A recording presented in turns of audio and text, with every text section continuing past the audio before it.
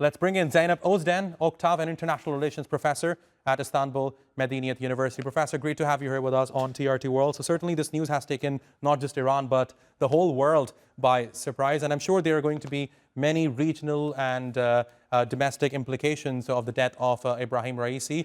He was a powerful regional player, especially when we look at the war between Israel's war on Gaza. He was a key stakeholder in the sense that he was playing a crucial role in negotiations. And of course, given the fact that Iran operates many proxies within the region which are fighting against Israel. So what do you think would be the immediate implication of his death on the region and the regional politics?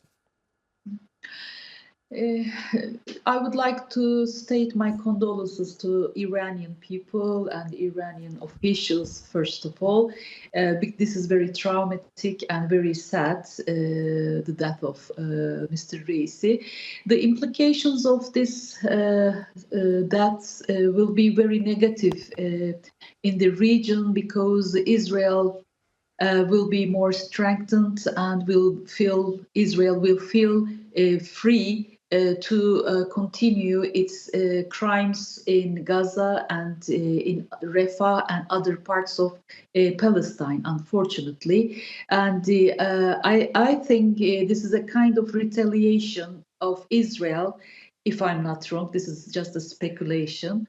But a kind of retaliation of Israel to the drones sent by Iran very recently to Israel, because Netanyahu made statements that they will answer to these drones in a very different way.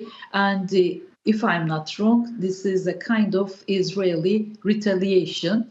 But it is, as you also explained very well, how the state works in Iran. This can be as well as a evidence of the fight within the state apparatus in Iran.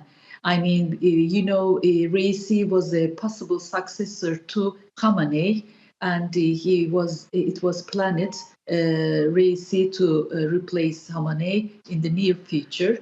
But we cannot know very well what's going on in Iranian state officials, among state now, officials. Professor, if I may, now what you just mentioned about a possible Israeli involvement in this is just a speculation at this time, because what we know for a fact is that the weather conditions in the region where the helicopter crashed were terrible. It was foggy, and the terrain is rugged. So in fact, it took rescue and search officials hours to find the wreckage. I was speaking to our correspondent out of Tehran, and he told me that the helicopter crashed around 1 p.m. local time on Sunday.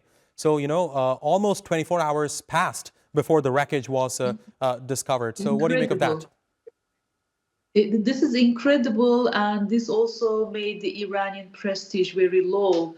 After so many hours, they could not make a declaration about the situation of Raisi, whether he died or he didn't. We couldn't be sure, unfortunately, but this is very big pity on, for the Iranian prestige, Iranian state's prestige. And as far as I understand, a Turkish drone, Akıncı drone, found the helicopter in the region, and they had a lot of difficulty. Iranian officials had difficulty of finding the bodies of Iranian officials and Raisi and Abdullahian, unfortunately. But this also shows us the unfortunate weakness of Iranian intelligence, Iranian prestige, and the Iranian press also very much had difficulty of making a proper declaration about the plight of Raisi. Professor, thanks very much for talking to us here on TRT World. Really appreciate your taking out the time. Now let's